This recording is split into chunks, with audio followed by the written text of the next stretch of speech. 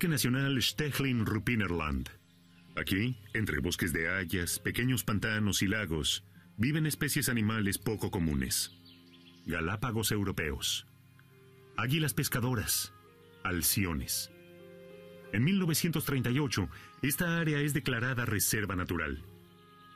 Queda excluida de la misma una pequeña porción de tierra directamente a orillas del lago Stechlin. Allí, el mariscal de campo, Erhard Milch, presidente de Lufthansa y secretario de Estado en el Ministerio del Aire del Reich, se construyó una finca de caza. En 1945, la propiedad es confiscada por la administración militar soviética. 20 años más tarde, surge en ese lugar la primera central nuclear sobre suelo alemán.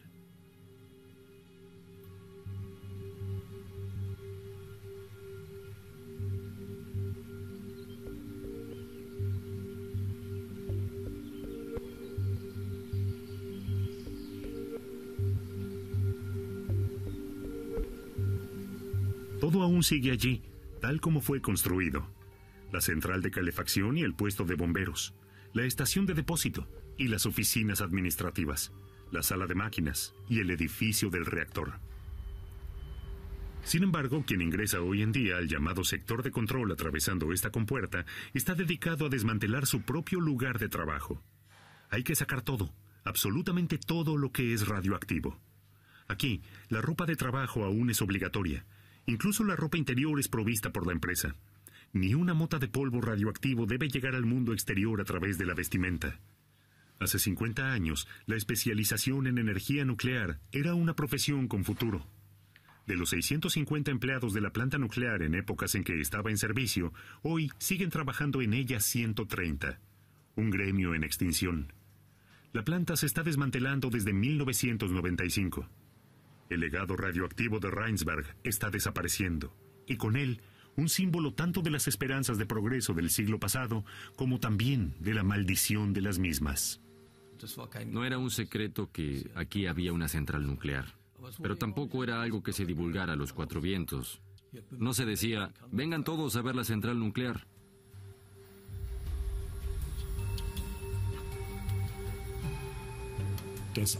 La central de energía atómica estaba en un lugar muy retirado, rodeado de bosques y lagos poco visibles.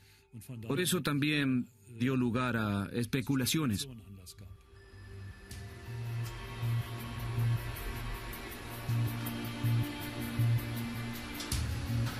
La central nuclear estaba presente. Cuando salía al lago con mi abuelo, veía la chimenea. Pero de niño, naturalmente, no sentía ningún tipo de miedo.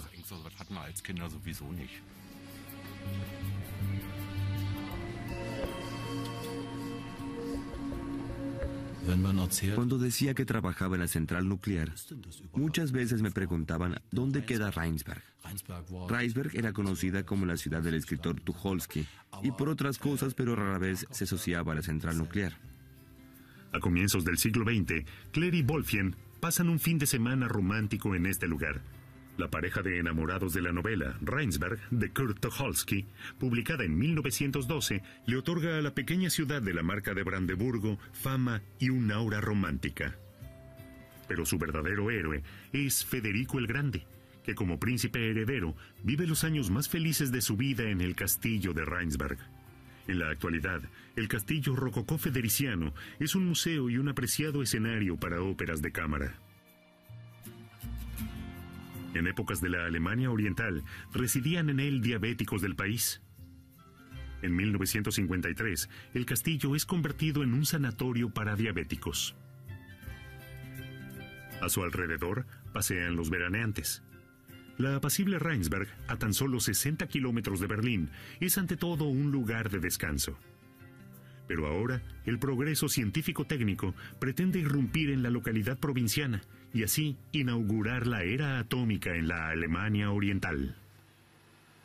Tras los devastadores efectos de las bombas atómicas arrojadas sobre Hiroshima y Nagasaki a comienzos de la década de 1950, los científicos de todo el mundo se pronuncian a favor de un uso pacífico de la energía nuclear. En 1954 se pone en marcha la primera central nuclear en la Unión Soviética. Un año más tarde, por primera vez una central nuclear provee energía eléctrica en Gran Bretaña. Tanto en Oriente como en Occidente, se cree firmemente en la capacidad de dominar la energía atómica. Ella habrá de asegurar la provisión de energía por siglos.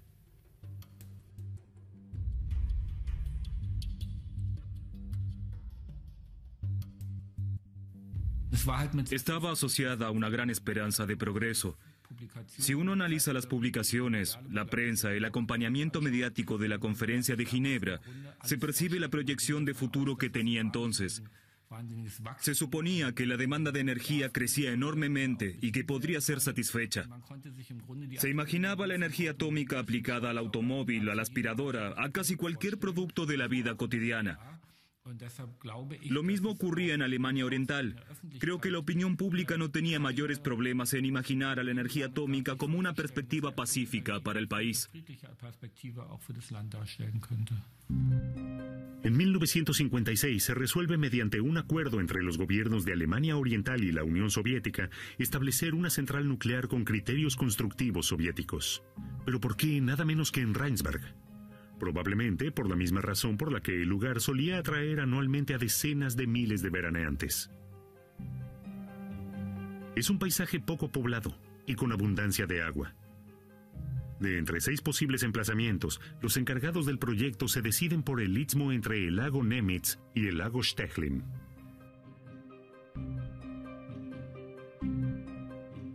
Atravesando toda la reserva natural, se construye una pista de hormigón de 4 kilómetros de largo. La misma desemboca en el portón de la futura central nuclear. A pesar de la Paloma de la Paz, los habitantes de las cercanas localidades de Neuglobsow y Menz se sienten amenazados. Algunos se preguntan preocupados si la corriente eléctrica que saldrá del enchufe será radioactiva.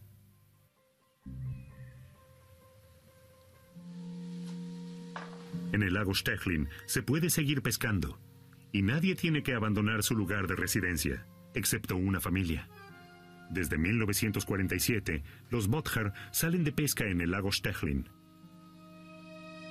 Ahora tienen que hacerle sitio al progreso. Todo comenzó en 1957, cuando empezaron a hacer las primeras mediciones del lugar. En ese momento fueron a verlo a mi padre y le dijeron: Señor, para Navidad tiene que abandonar su casa. En ese momento vivíamos allí, del otro lado. Él casi se desmaya. Ese era su hogar y toda su existencia. La zona de pesca se encuentra dentro de los 3 kilómetros de la zona de protección contra las radiaciones de la planta nuclear. Y por eso tuvieron que anular la pesca en esa zona. Al lado también había un bar y mis padres y el dueño del bar fueron evacuados. Prácticamente fueron evacuados de allí. La familia de pescadores se tiene que mudar al otro lado del lago, a una distancia prudencial de la central nuclear. En abril de 1957 comienzan los primeros movimientos de tierra en el terreno. Por malas condiciones de trabajo y bajas posibilidades de ingreso, la obra permanentemente carece de mano de obra suficiente.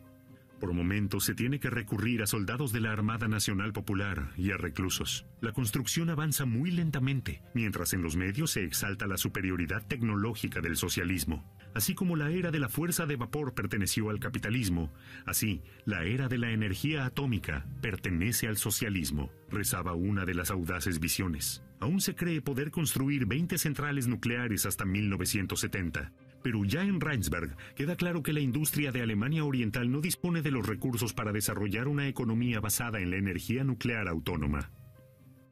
La cuestión era que la planificación y la tecnología debían ser provistas por la Unión Soviética. Cada modificación de la gestión o del proyecto técnico daba lugar a enormes demoras. A eso se sumó que las entregas no se realizaron en los tiempos previstos, que las calidades no eran las adecuadas. O sea que se sumaron muchos factores que en última instancia llevaron a que la central nuclear recién fuera conectada a la red en 1966 con varios años de retraso. La central de comandos. Desde aquí se manejaban y controlaban todos los procesos de comando para la carga del reactor. Detrás de un muro de hormigón de varios metros de espesor se encuentra la sala del reactor. A través de una ventana de vidrio de plomo se ve una profunda fosa.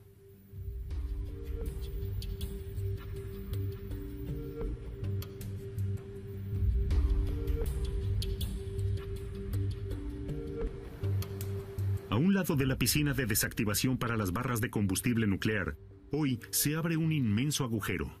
Durante 25 años ha palpitado aquí el corazón de la central, el reactor, rodeado por un recipiente a presión de 12 metros de alto y 130 toneladas de peso. Después de 9 años de obra, el reactor es cargado por primera vez. Se lo alimenta con 132 tubos que contienen 90 varillas de dióxido de uranio cada uno. Hay que trasladar grandes pesos con una exactitud de fracciones de milímetros. El 30 de abril de 1966, a las 8 horas, ha llegado el momento. El reactor se pone en funcionamiento por primera vez. Atención, llamado general. El reactor se pone en funcionamiento. Abandonar los recintos de categoría 5. Cerrar las puertas de protección contra radiaciones. Encender el reactor y estabilizarlo con potencia mínima. Para los procesos de la central nuclear, que tienen que ser telemedidos y teledirigidos, se instalaron centrales de comando. Aquí la física atómica y la cibernética, los logros más modernos de la ciencia, se complementan mutuamente. Y aún así hay aventura y dramatismo en juego. El dramatismo de razonamientos audaces, el reto de lo nuevo. La cabina de comando central hoy parece una escenografía abandonada de una película de ciencia ficción de los años 60. Es el cerebro tecnológico de la central nuclear. Esta es la central de comando. Aquí confluye todo. Sin ella nada hubiera sido posible. No se puede comparar con la tecnología actual, donde todo funciona en forma computarizada y se puede manejar con mínimos movimientos y programas.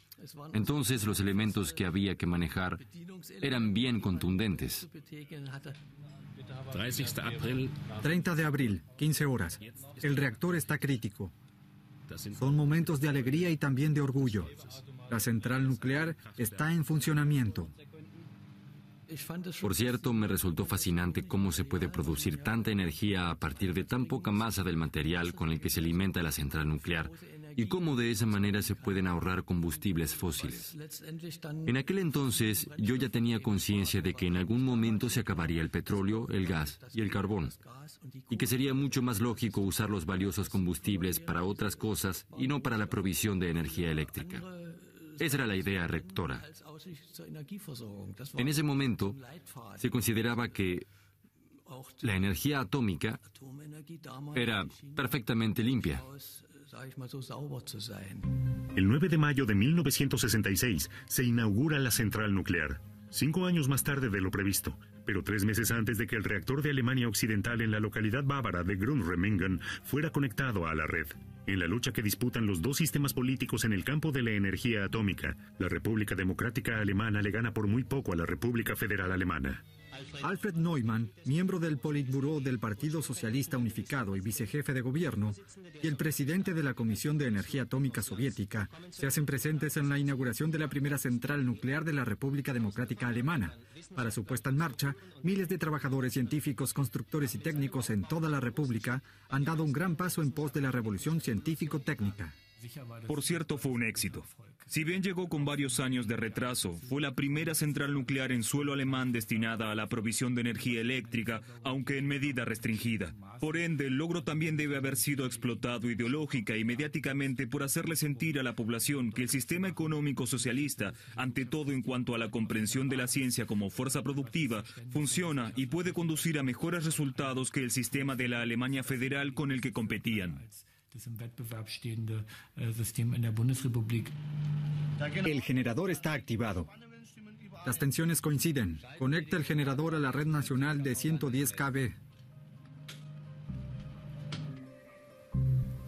Con sus 70 megavatios, el reactor nuclear cubre la demanda de energía de una ciudad como Potsdam. En apariencia se confirman así las esperanzas de progreso que el gobierno socialista depositó en la energía atómica. El lago Stechlin es considerado uno de los lagos de aguas transparentes más hermosos de Alemania. Su costa prácticamente no tiene edificaciones. Solo la gran chimenea que se eleva al cielo por encima de las copas de los árboles indica que la naturaleza ha quedado intacta en este lugar. En el lago, las lanchas a motor solo pueden circular con un permiso especial. El área depende del Instituto de Ecología de Aguas y Pesca en aguas interiores del Neuglobsop.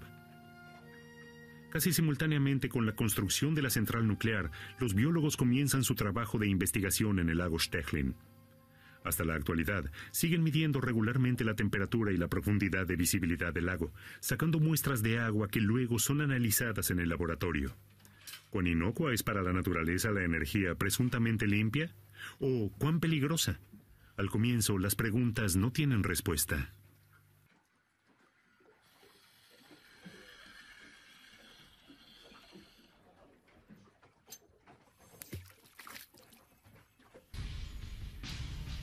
Para el circuito de refrigeración de la central nuclear se mueven enormes cantidades de agua. Aquí, en la toma de agua, se sacan diariamente 300.000 metros cúbicos que son bombeados a través de la central nuclear para su refrigeración. Luego, el agua, que ahora tiene 10 grados más de temperatura, es vertida en el lago Stechlin ubicado a espaldas de la planta. Considerando que el lago tiene un volumen de unos 100 millones de metros cúbicos, si la planta nuclear ha trabajado a pleno durante un año, entonces intercambió todo el agua durante ese año. Y ese es un gran cambio en relación con la situación natural, porque normalmente se necesitarían 50 años para realizar ese proceso. Justo en el desagüe en el lago Stechlin, el agua calentada en 10 grados tiene el efecto de una vertiente termal, invitando a los empleados de la planta y a los habitantes de la región a tomar un baño invernal. Se dice que estaba particularmente difundido ir a nadar en la noche de Año Nuevo. Si el agua entra a 10 grados y sale a 20, esa es una temperatura muy agradable para bañarse. Había situaciones graciosas como personas haciendo muñecos de nieve y cosas por el estilo. Una vez fui con un conocido que me llevó a bucear. Nos metimos al agua en épocas de la Alemania Oriental, justo al lado del desagüe. Había piedras grandes allí, para que no se socavara. Nosotros movimos las piedras, una locura. Nunca vi tantas anguilas en un solo lugar. Fuimos los únicos en todo el país que pudieron atrapar un par de anguilas frescas para Navidad. El lago Stechlin tiene una profundidad de hasta 70 metros. Mientras que el sol solo calienta las capas superiores de agua, el calor del desagüe de la planta nuclear también penetra en las profundidades del lago. Este con el tiempo se calienta en 1,5 grados. Mientras las anguilas disfrutan el ascenso de la temperatura, los corégonos se sienten amenazados por ella.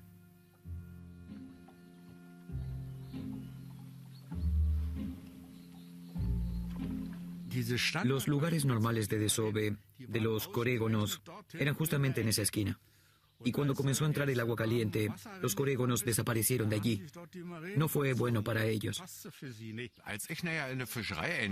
Cuando comencé a dedicarme a la pesca, a aprender el oficio, allá por el 78, ya solo se hablaba de cómo había sido en el pasado. Recuerdo que cuando yo era niño, los corégonos iban de la red directamente a la sartén. Eso lo recuerdo vagamente, pero en realidad nunca lo vi con mis propios ojos en el lago.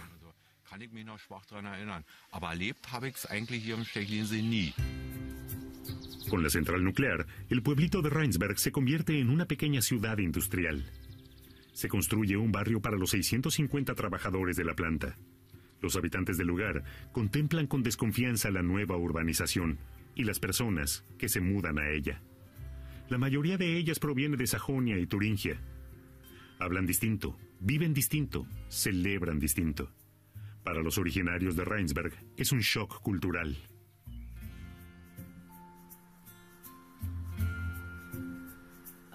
En realidad, eran dos mundos diferentes que no se apreciaban demasiado. Ellos creían que teníamos cierta superioridad y que ganábamos no sé cuánto dinero, pero la diferencia no era tan grande. Por supuesto, también había algo de envidia. Tenían viviendas nuevas con agua corriente y no sé cuántas cosas más que el ciudadano común no tenía, porque esas eran viviendas provistas por la planta. Cuando Rheinsberg comenzó a crecer y hubo casas jóvenes a las que se mudaron personas jóvenes, no faltaron las guirnaldas, pero no eran de flores de papel, sino de pañales y ropa de bebé que se agitaba alegremente en el viento. Escritura obvia de la vida, feliz, inconfundible. Cuando llegué, prácticamente las viviendas estaban asignadas y viví aproximadamente por un año en un barracón. No se sabía si algo iba a cambiar al respecto. O sea que después de un año y medio empecé a buscar otro trabajo por el tema de la vivienda, pero luego apareció la posibilidad de mudarnos. Primero nos asignaron una pieza, o sea, una vivienda de 2 ambientes era asignada a 2 familias. Y más adelante, cuando tuvimos a nuestro primer hijo, nos dieron una vivienda con 2 habitaciones.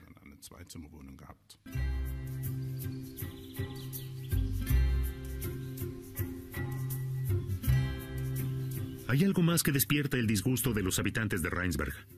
Todas las mañanas el tren de la central nuclear lleva a los empleados a su trabajo. Después de cumplir su turno, vuelven al barrio industrial, con bolsas cargadas de compras y ofertas especiales de la proveeduría de la planta.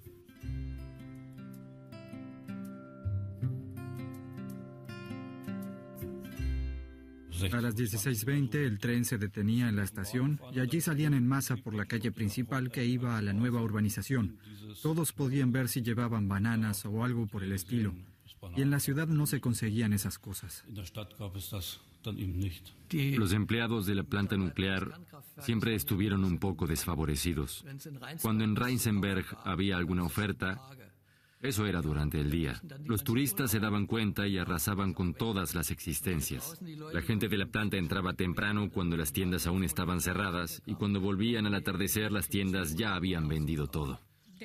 Al panadero ya no le quedaba pan, el carnicero ya no tenía lo que uno quería, en el mercado ya no quedaba leche. Y por eso en la tienda de la planta se vendía leche, pan, verdura.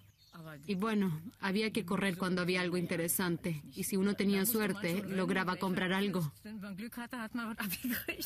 Y así las personas también podían comprar alguna vez bananas o naranjas o un Papá Noel o un conejito de Pascuas de chocolate. Eso se repartía en forma reglamentada. En el gremio había un grupo que organizaba que a una sección le tocara esta vez y a otra sección la próxima vez, porque nunca alcanzaba para todos.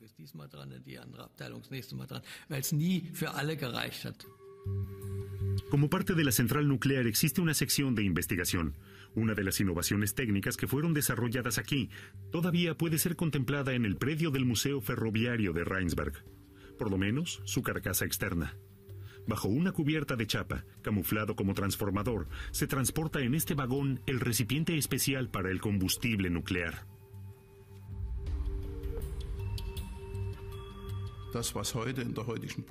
Lo que en la actual República Federal de Alemania son los contenedores del tipo Castor, que es un concepto genérico. En la Alemania Oriental de entonces era el contenedor KB-30.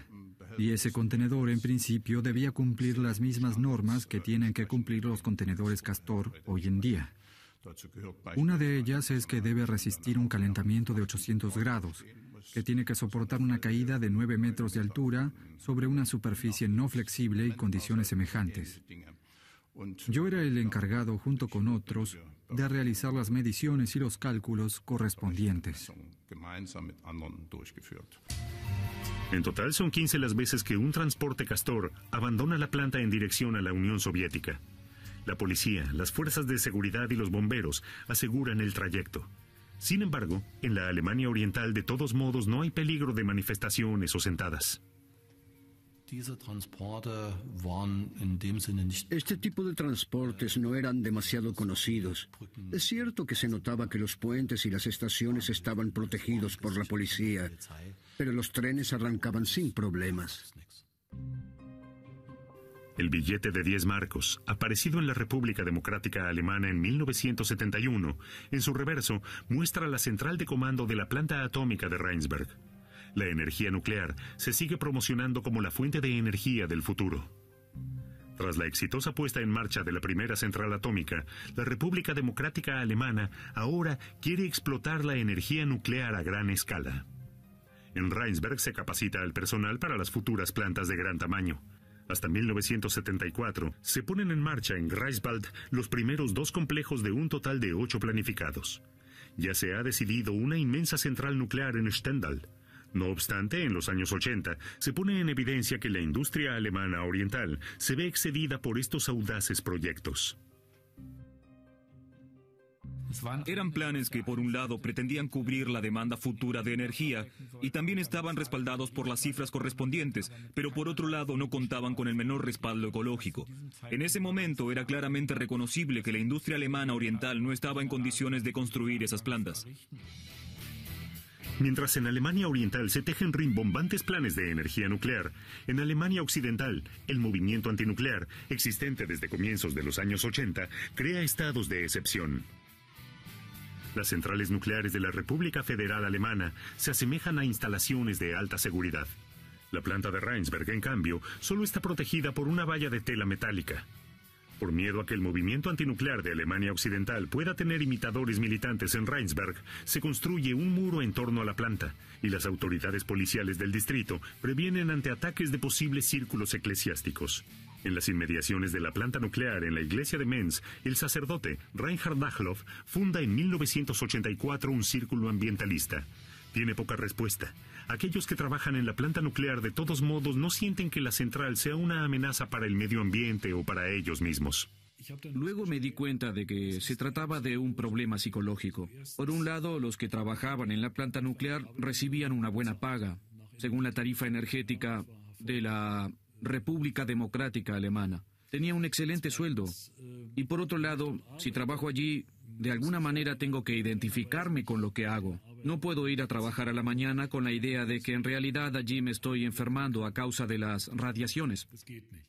Por supuesto, uno se cuidaba un poco para no recibir demasiadas radiaciones. Incluso había una sección de protección contra las radiaciones encargada de cuidar que las personas no recibieran más radioactividad que la admitida. Eso se controlaba con mucho esmero. Diariamente se medía con un dosímetro de película, algo que tienen todas las personas que trabajan en energía atómica o en alguna rama de la medicina relacionada con materiales radioactivos. O sea que eso se supervisaba muy estrictamente. Yo nunca me preocupé porque sabía que se controlaba y que había valores límites que no se podían traspasar y que por debajo de los mismos los valores eran normales. Todo eso estaba reglamentado. El 26 de abril de 1986 explotó un reactor en una central nuclear de la Unión Soviética. La catástrofe de Chernóbil es el primer accidente en la historia con el nivel máximo de gravedad en la escala internacional de accidentes nucleares. Los efectos de este drama también se pueden medir en Alemania Oriental. De hecho, existió una contaminación y se la pudo medir. Durante el momento más álgido de Chernóbil, el Departamento de Protección contra Radiaciones mandaba realizar mediciones diarias en todos los alimentos esenciales. Se analizaban las pasturas de los animales, la leche, las verduras. Y esos resultados eran remitidos diariamente al Politburó. Lo que pasó con eso, en parte, puede ser considerado escandaloso. En primer lugar, se elevaron durante unos pocos días los valores límites para que las mercancías se pudieran seguir comercializando. Cuando eso ya no funcionó más, se sacaron de circulación las mercancías. En las zonas particularmente afectadas, por unos días no se vendía más leche o espinaca.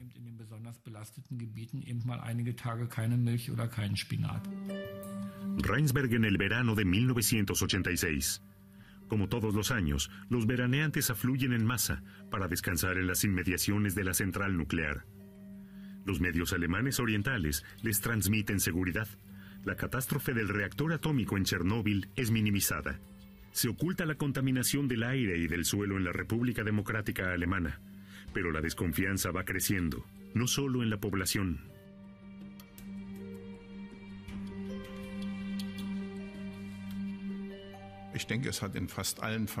Creo que en todas las familias se discutía al respecto, y muy especialmente en las familias en que uno de los integrantes del matrimonio o ambos trabajaban en la planta. Supongo que la pregunta, Algo así también podría suceder en Reisenberg. Se planteó en casi todas las familias. De poco servía decir que aquí tenemos un régimen de trabajo distinto, otro tipo de reactor, que acá no puede ocurrir lo que ocurrió en Chernóbil. Todos esos argumentos no convencen demasiado. Creo que reinaba cierto desconcierto.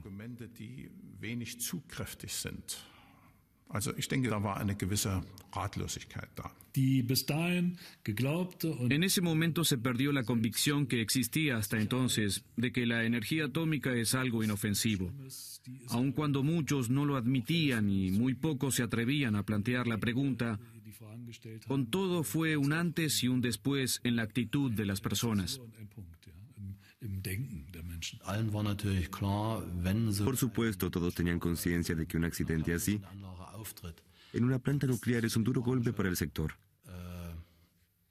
porque de inmediato se reactivaría la discusión acerca de la seguridad.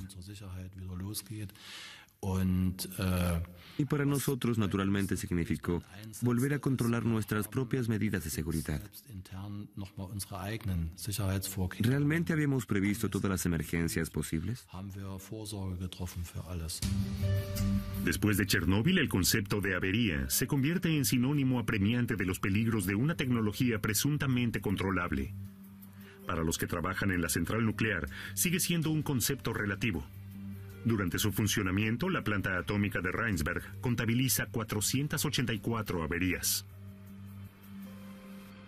Una avería es algo muy normal en cualquier instalación técnica. Toda bicicleta alguna vez tiene una avería. Se le sale la cadena o algo parecido. Sería tonto afirmar que en una central nuclear no ocurren averías. Por supuesto, también se producen fallas. Pero lo importante es que no se ponga en peligro el medio ambiente. Una particularidad de la central nuclear de Reinsberg es su cementerio. En Alemania Oriental, un depósito para residuos radioactivos. Hoy está escondido bajo un hangar que asegura que durante la demolición no salga polvo radioactivo al exterior. En tiempos de la Alemania Oriental, aquí se guardaban residuos industriales líquidos en enormes cámaras de hormigón. En 1987 se produce una seria avería. A causa de un error operacional, se filtran 10.000 litros de líquidos radioactivos a través de las paredes de hormigón, penetrando en el suelo. Hasta hoy, se desconoce en qué medida han contaminado la tierra y las napas de agua.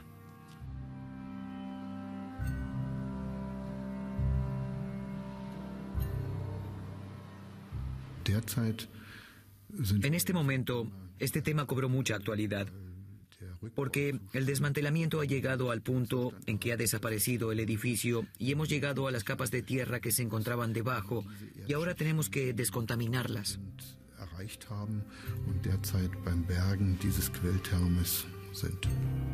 Según las perforaciones a las napas de agua realizadas, hasta ahora la radioactividad no ha abandonado el predio de la central nuclear.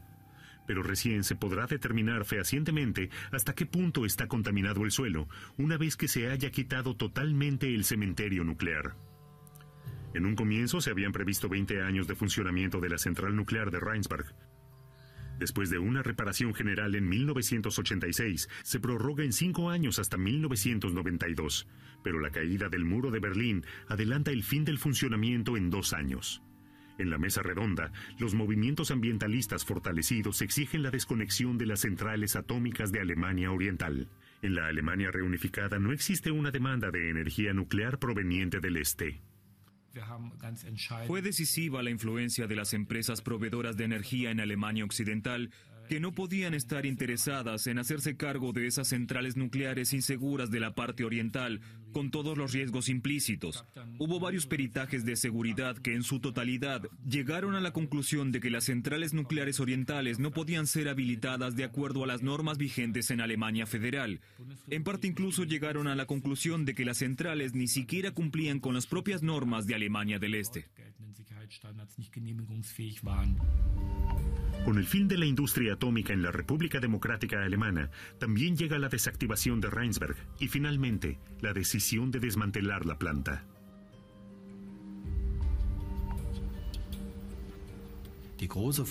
La gran pregunta entonces era, ¿es posible que el personal que trabajó en esta central por más de 20 años pueda desmantelar su propio lugar de trabajo con la misma identificación? En 1995 comienza el desmantelamiento.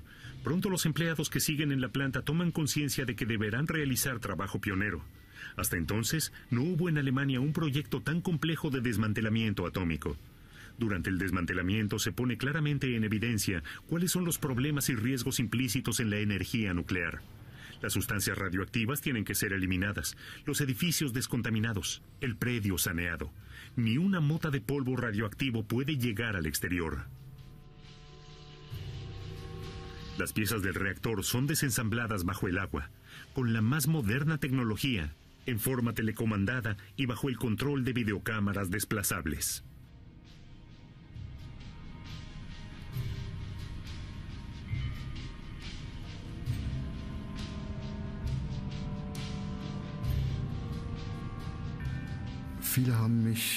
En 1990, muchos se compadecían de mí y decían, tu central nuclear fue desconectada. Ahora tienes que dedicarte durante 3 años a desmantelarla y luego estarás desempleado. Incluso habrás desmantelado tu propio lugar de trabajo. Si se consideran los últimos 20 años, yo diría que con el desmantelamiento hubo que solucionar tantos problemas interesantes de ingeniería que me resulta difícil imaginar una tarea más interesante dentro de mi profesión. No se recurrió a soluciones tecnológicas existentes para aplicarlas en la práctica, sino que se intentó estar a la vanguardia del desarrollo científico.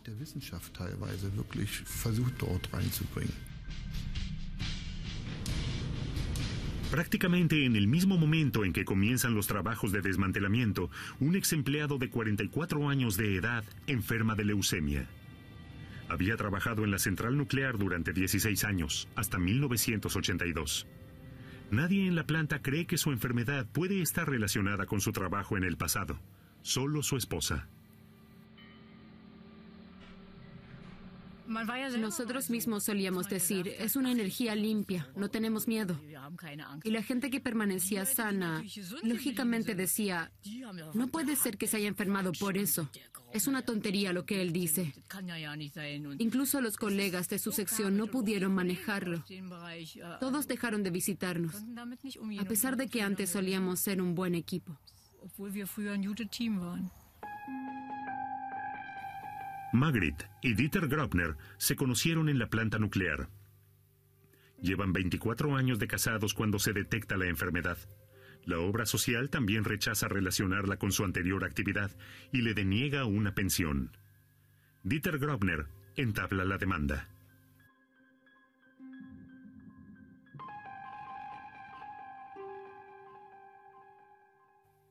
La iniciativa para toda la cuestión vino de los médicos. Alguna vez fue a hacerse atender en Berlín y allí le dijeron que tenía alteraciones en los dedos, que solo podía provenir de las radiaciones, que no hay otra causa posible. Dieter Grobner muere en 1996 a los 46 años. Su esposa lleva adelante la demanda. 3 años más tarde, el Tribunal de Seguridad Social de Neuruppin reconoce que el cáncer tenía condicionantes laborales. La obra social interpone un recurso de apelación. En la próxima instancia se anula la sentencia. Cada objeto que abandona la central nuclear tiene que ser analizado previamente en cuanto a su contaminación radioactiva. En total se acumulan unas 330.000 toneladas de material en la demolición. 42.000 toneladas de ese material están contaminadas. El material radioactivo es guardado en contenedores y llevado en tren al depósito atómico provisorio en Lubmin, cerca de Greifswald. 9 años llevó la construcción de la central nuclear. Su desmantelamiento requiere casi el triple de tiempo. El edificio de máquinas, donde antes había inmensas turbinas y generadores, ha sido desocupado. En la sala del reactor solo quedará un enorme ambiente vacío, pero los isótopos radioactivos en las paredes no se pueden quitar totalmente. Cuando en 2019 hayan sido concluidos los trabajos de desmantelamiento, en el edificio del reactor se deberá dejar descender la radioactividad durante 50 años. Entonces, la misma habrá alcanzado un valor con el cual se podrá demoler normalmente el edificio. Y después, el gobierno había decidido el desmantelamiento hasta lograr una pradera verde. Los fondos están destinados únicamente a hacer desaparecer todo lo que está relacionado con radioactividad. En cambio, para lo que no está relacionado con radioactividad, y esto abarca unos cuantos edificios, por el momento no hay presupuesto previsto. El edificio administrativo, ubicado a prudencial distancia del edificio del reactor, ha sido declarado monumento histórico en 2005. ¿Hay que demolerlo o encontrarle inquilinos? Algún instituto ambientalista o una empresa proveedora de energía podría seguir utilizando el predio. Este es el deseo de los actuales concesionarios, la empresa Energieverke Nord. Hace más de 20 años que la central nuclear ya no descarga agua en el lago Stechlin. Este igual conservó la temperatura más elevada, sin sufrir perjuicio por ello. Hoy, su enemigo es el cambio climático. Desde 1991, el pescador Rainer Bother vuelve a atrapar corégonos en el lago. Él creció junto al lago Stechlin. Nunca sintió la central nuclear como una amenaza. Esta era tan natural para él como la vista de la chimenea a lo lejos. Pero cuando considera el futuro de este lugar, piensa ante todo en los vecinos de la central nuclear.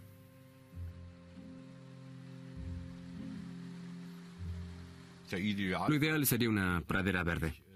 Tenemos animales muy poco frecuentes, águilas pescadoras, nutrias, alciones y muchos otros. Sería bueno devolverles un pedazo de la naturaleza.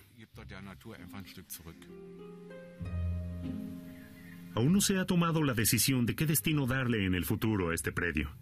Pero las águilas pescadoras y los alciones seguramente tendrán que convivir durante muchísimo tiempo con la central nuclear.